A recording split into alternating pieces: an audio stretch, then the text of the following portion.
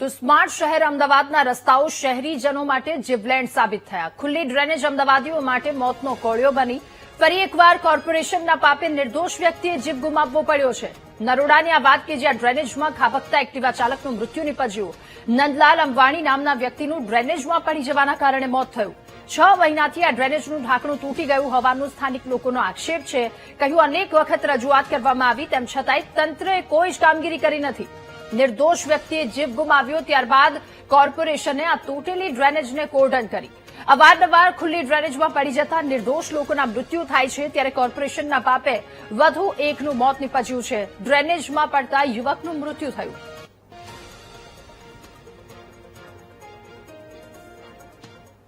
जैसे कि मेरे चाचा अपने काम से घर पे आ रहे थे तो उनका जैसे गाड़ी का टायर जो भी है आगे का या पीछे का वो जैसे इनको भड़क के वो गाड़ी उनकी स्लिप हो गई और उस हिसाब से उनका ये चैम्बर की वजह से उनका ये अकस्मात हुआ, उनका ब्रेन डैमेज हो गया.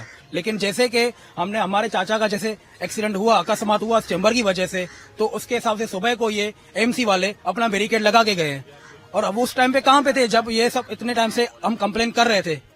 तो हम यही चाहते हैं कि हमारे चाचा का जो भी है उनको न्याय मिले. મારી પાસે એના પ્રૂફ છે કે મેં 16 તારીખે 13 તારીખે મારી મોબાઈલમાં બધા રેકોર્ડ છે, કમ્પ્લેન કરી છે, કમ્પ્લેન નંબર બી છે એના.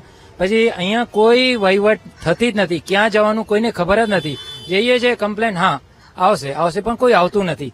જયારે આ બનાવ બન્યું અહીંયાનો એક વોટ્સઅપ ગ્રુપ છે સેજપુર વાર્ડનો, એમાં મેં નાખ્યું એટલે સવારે એ લોકો આવી ગયા. ખબર પડી એ લોકો કે અહીંયા ડેથ થઈ ગઈ છે. એના કારણે સવારે કેમ જાગ્યા, પહેલા કેમ નહીં? નાનું મોટું બાંધકામ બી થતું હોય ને તંત્રને તરત જ ખબર પડી જાય, હપ્તા ઓગળાવવા અહીંયા આવી જાય અધિકારીઓ.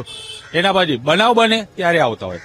અત્યારે આ બનાવની વાત કરીએ, જ્યારથી આ કમ્પ્લેન્ટો સ્થાનિકે કરી છે આટલી બધી કમ્પ્લેન્ટો કર્યા પછી આ લોકો નતો આવ્યા. જયારે કોઈનો જીવ જતું રહ્યું ત્યારે બેરિકેડ મૂકવામાં આવી.